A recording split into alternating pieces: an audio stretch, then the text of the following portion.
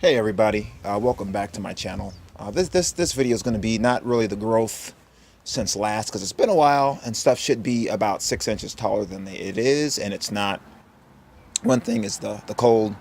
We had some days right after I planted it out, it was 37 degrees, and then the next day 38 degrees, and things took a hit. And then soil, which is the main focus of this video. But before that, just some good news. Got my Bolivian rainbow pepper.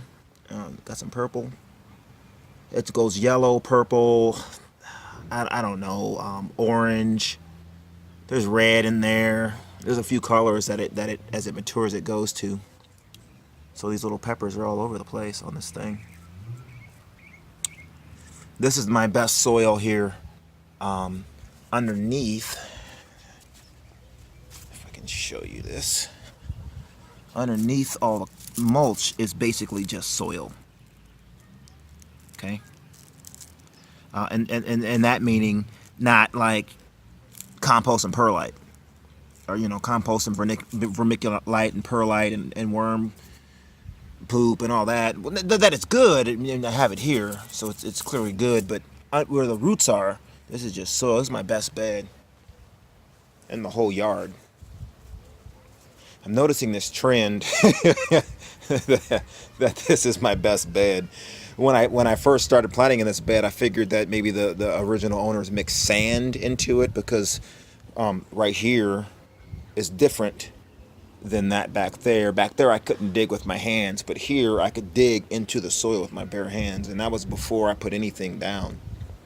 So it's like they put sand in this thing. So when summer came and the sun, the south facing sun came up and lit this up, I started planting and everything did really, really, really well. So it kind of strengthens my argument as far as soil, which is again the focus of this video. So there's a guy, Gary, on YouTube that I'll link in the description. Is going to be the main supporting evidence, as well as this bed, for my video this week. Sorry about the noise, but that's FedEx. But what he says is organics belong on top of the soil. Your vermicompost or your worm castings belongs on top layer. Earthworms, they'll come up and they'll poop out of the soil, basically on top of the soil, and then they'll go back in their burrows. Basically, is how it works in nature.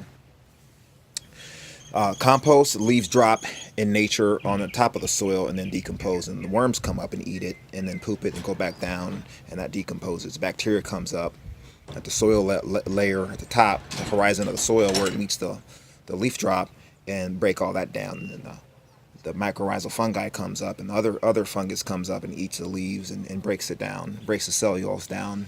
So he describes all that in his video, so you'll see all that. So I'm battling, so I'm building these beds out of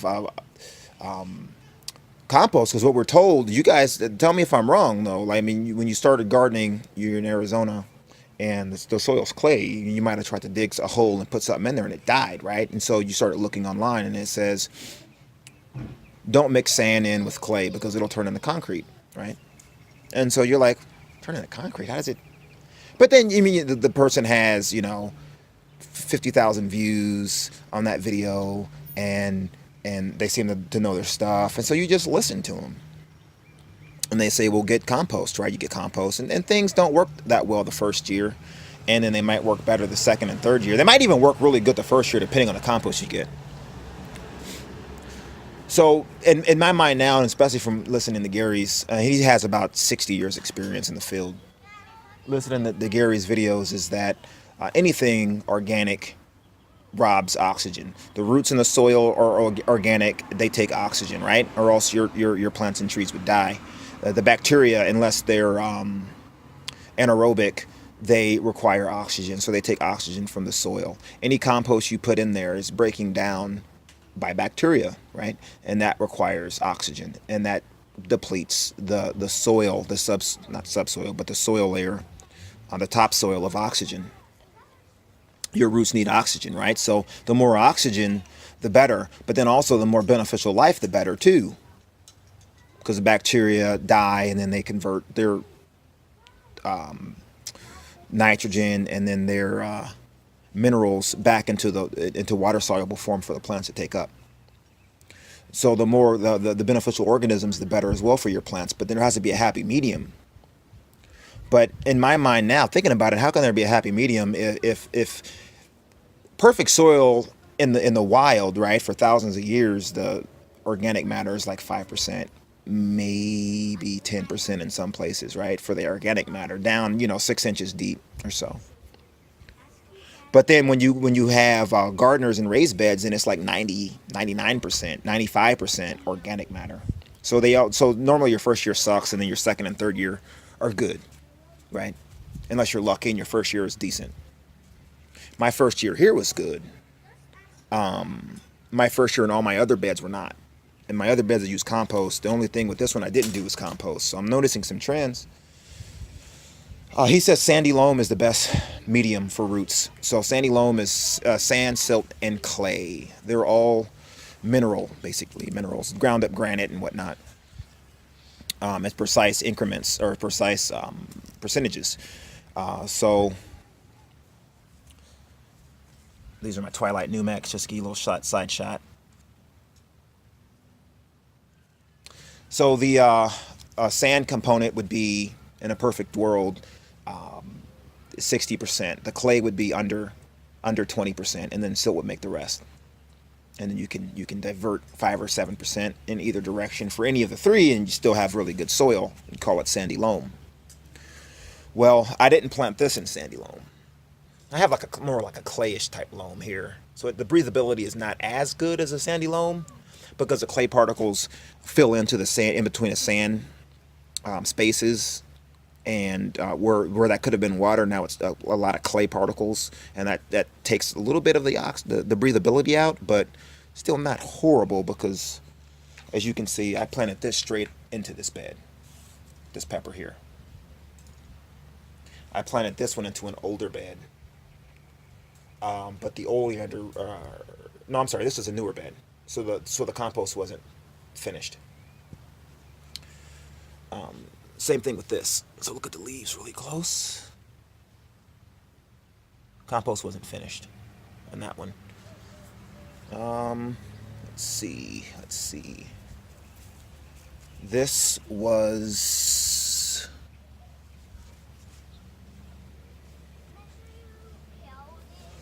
one of my older beds here.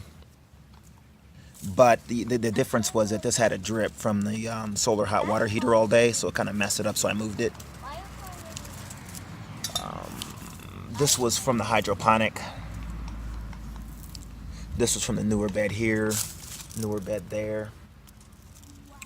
The only thing that was from the older bed that I moved was for sure this one here. Oh, I'm sorry, and this one here. This one here. But if you looked at my last video and you saw the Bolivian rainbow size compared to what it is now, look at, there's peppers everywhere. It might just be the variety of pepper, I don't know. I do know that the hardiest pepper I have here is the fish pepper. If you want to grow something that's really easy to grow, really, really hard to kill, I'm serious, man, the fish pepper is it's gold. It's really, really good. Okay, so this is basically like a clay loam underneath, and then if I dig down for you, this top is just half composted leaves, and then under this was my last mulch, which is grass clippings, okay? And then under that, there's the true soil down there. Let me open it up a little bit more. If it'll even show you, there's the... So this is a good 4.5–5 inches of compost, and the worms are going crazy. This bed has tons of worms, tons of earthworms. Every time I dig a hole, earthworm is like halfway hanging out of my transplanter, and I gotta put them back in. But this bed is full. This probably has the most worms of all my beds, and I didn't add any worms to it. Okay, let me take you to the back. Give me a sec. Just a quick sidetrack before the backyard. This was a bed that did bad my first year. Halfway through the first year, things started rebounding, and I did have a 4 foot tall BTR Reaper Scorpion. If you want to watch my last, I think it's vegetable season 2017, or I might have had a pepper video back then too. But you can watch my last videos and you'll see it. It was right here, literally, and it was about this tall from the ground, about this tall, so it's pretty big. But that was towards the first 3-4 months it struggled bad. Everything struggled bad. But now that a lot of this stuff decomposed a little bit more and there's more oxygen down there, because that's the key, right? Without soil, man, you can have all the fertilizer in the world, but if it's not aerated, if there's bad organisms in the soil, then you're not going to do good. You can have the perfect light, the perfect temperatures, but without the right environment for the roots, then your plants will die. They won't do good. But not ideal still. So it's still not ideal. Again, that's why they say the third year, it gets better. Your soil gets better and better and better. I think it really is just that they break the organics break down more and more and more past the top 4 inches and lower, and those roots can breathe, because pepper roots will go pretty deep, for a plant. My peas are doing good. So this bed's doing good, but the first year it didn't. Got some lemon thyme, doing well. I picked all the peppers off my Sugar Rush peach. It's going to grow again now, and then it's going to flower. So, all right, so let me show you the back. All right, so discussing oxygen again. I'm in the backyard now. This wall here is going west, so my finger's pointing west. So the sun is going to be setting here in another couple hours, but these oleander roots are very, very invasive, and roots suck oxygen, right? They suck water and they suck nutrients. They also build relationships with mycorrhizal fungi, and these are long existing shrubs. So their relationship with the fungi, there might even just be one mycorrhizal fungi spanning the root system of all these and interconnects them all together in one, kind of like Avatar, right? Which is good, but at the same time, these things are stronger and well more established than a plant that you're going to kill off in the end of the season or over winter. So this hasn't really grown by the wall. If you watch my other videos, this hasn't really grown. It's greening up, so it's good. I'm gonna move it. This one grew a little bit. It's my Aleppo. I'm gonna move that. I already moved that one. This ball of was just completely submerged in roots. There's roots. See, these aren't. These are from the shrub, man. Look at the roots. You can tell. So, but he found the strength to still live. So this is my bok choy. I'm gonna save seeds from that thing and grow that next year, because that thing is strong. This one grew a little bit. I'm gonna probably move them anyways. That tomato is looking pretty good. I'm gonna leave it. I already moved that pepper to the front. Lemon, basil. That's my seed from last year. I saved seed and grew my own for my own pet plants. I'm gonna move that. Broccoli, I'm gonna harvest and eat that maybe today.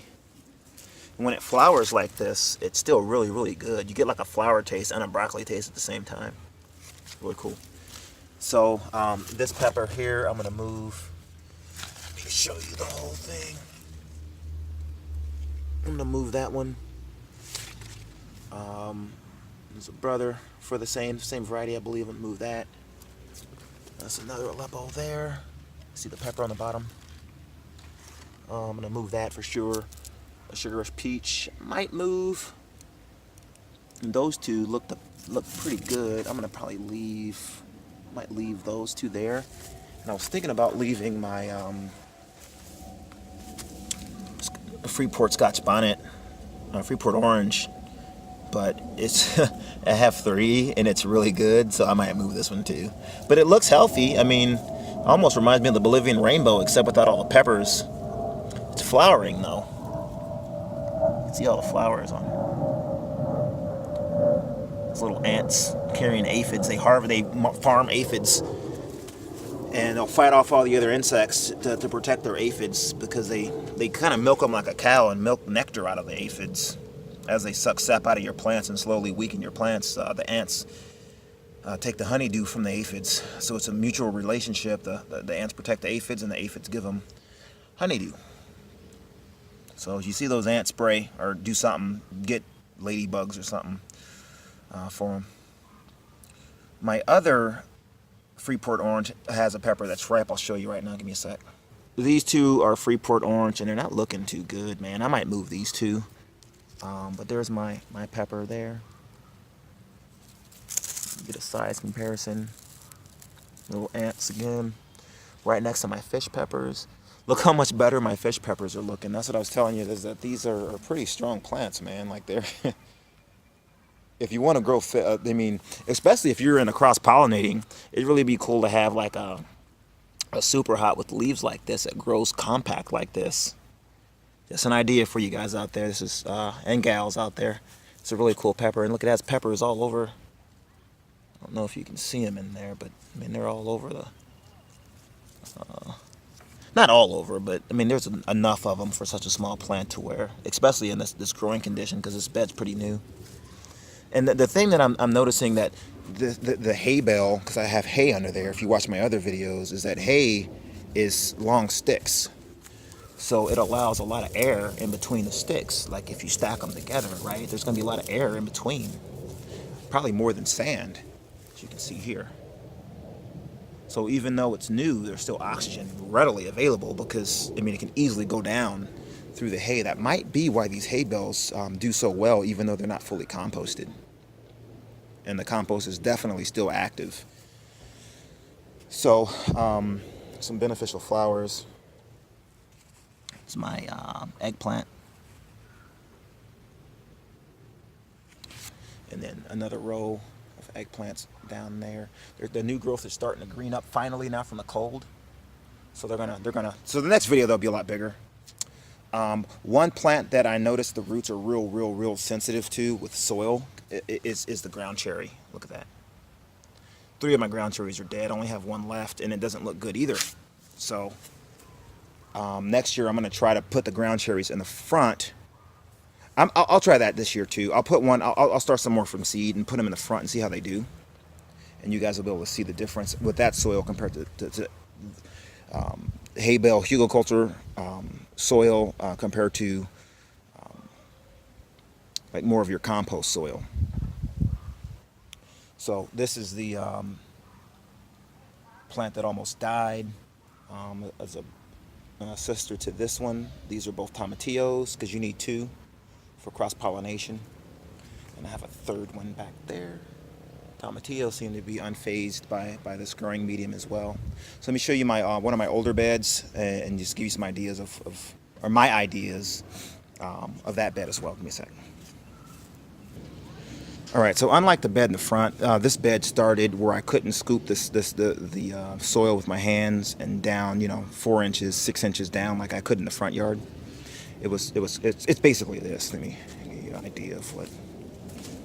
It's basically this. So if I try to go dig down, got to really work the soil to dig down because this is clay. So you can see how fine a lot of it is. It gets down to the microscopic level.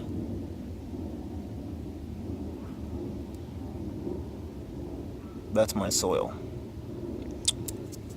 Okay, so when I did this bed, which is the same soil, I didn't have sand, and I was told, oh, it'll turn into concrete. Well, then why do you have bags of cement for it? Then if the only thing you needed was clay and sand to make concrete, then why do you have cement? That thought came in my mind. I'm like, well, what about the bags of cement? What are they for? But then the guys seem legit, so you just listen to it. And shame on me, I guess, for not using common sense. But I did till in compost into this bed about 10 inches deep, and I grew the first year, and it did pretty good, right? So I'm like, wow, I want it to be more airy because I need more compost, right? Because they say when you mix compost into alkaline soil, the organic matter depletes very quickly because of the alkalinity is what I was told. So the next season I mixed more Sing Farms compost. That year I got a bad batch of compost, right? So that was a year ago, and nothing grew. Okay. So I just left this bed like that, and then I mulched with half done compost, leaf compost, Leaf and Dutch Brothers coffee, about 4 inches worth, and did that, and then now I planted it again, and then this is the result. So this is about a 2 year bed, 2.5 year bed. So, but it's still in clay soil with bad breathability, and then there's organic matter that's not stable, so it's still breaking down for the most part. So it's turning more into sludge as it gets wet, and it's shrinking down in particle size, and the weight of the soil as it shrinks down is compressing it, along with the fact that it's clay. There's very little breathability in it anyways because of that. I think that's why people till every year. So I think as long as you till every year and you're only doing annuals, you'll never really notice too much. It might not be the best producing bed, but it'll produce enough to where you don't really notice, right? But I mean, this is what I have, so I'm growing in it, and I have my peppers there, got some cabbage there. I got some Luciano kale all the way around. That's getting bigger slowly. Broccoli, I'm still waiting on seed. I never saved seed for broccoli before, so I gotta figure out when to take it. I'm gonna have so much broccoli seed, but this was one of my stronger plants, and I can still eat this here. That I thought, hey, let me save seed from my strongest plant. I'm gonna do the same thing with tomatoes. So, but this is the bed. There's my MA Vortex there. Some more pepper plants. So not a lot of growth. This video is not really about to show you like how fast and big I can grow plants. I would like to have had a video like that, but this has been more a video on soil, which is the foundation of growing. I mean, especially in Arizona, and also especially if you can't really afford a whole bunch of compost for a raised bed, because you don't want to just get any compost, right? And what I've been reading and watching videos on is that you probably don't want to grow in pure compost anyways. The guy said it's, and he has, again, like 60 years experience. He says compost is the best for putting on top, just like nature would, on top of the soil. So from now on, that's what I'm gonna start doing, and I'm gonna see what the difference is gonna be. So if you follow me, definitely subscribe, and you'll get that as I progress.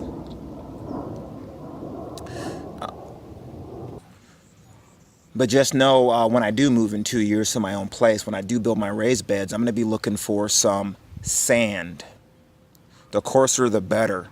Decomposed granite, which are just basically larger particles, like maybe something like this, that are real kind of porous, so somewhat like sharper edges, not rounded like river rock would be, to mix in. Decomposed granite, stuff like that, sand.